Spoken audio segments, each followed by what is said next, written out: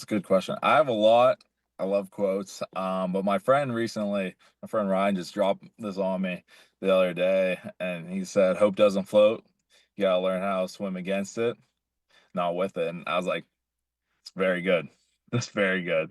So you Dang. pretty much just gotta, if you want something, can't just be hopeful with it. Can't take the path of least resistance. You gotta learn swim against that current and get after your goals.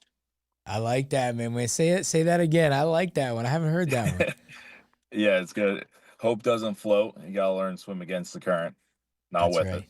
That's right. You got to learn how to swim against the current. I love that one, man. That's like you could take that to fighting or life in general, man. Now, Exactly. um, your fight name, man. I always love to before we finish up here, man. I always love to hear origination stories to fight names, and maybe you have an interesting one. I'm not sure, but Shane, the Night Train, Marshall. Where'd you get the nickname Night Train?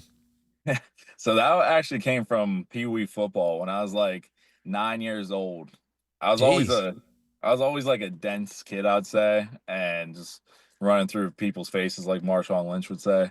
But it's funny because when I was gonna like, I don't think I should give my own nickname, right? But when I was going for my first fight, my first amateur fight, the announcer, he's like, "Do you have a fight name?"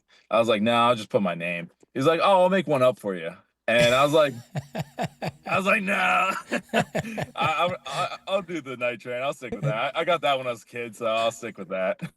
Oh, so you Been gave riding it. with that for a while. Okay, you went with that versus him picking one Yeah, for you, right? so Bruce Morris, my old football coach, gave me that nickname a long time ago. So I figured I'd unretire that for for the fight game. All right, yeah, perfect. Shout out Bruce, and that's awesome, man. Well, hey, give us away, Shane. I think you got an awesome, bright future ahead of you.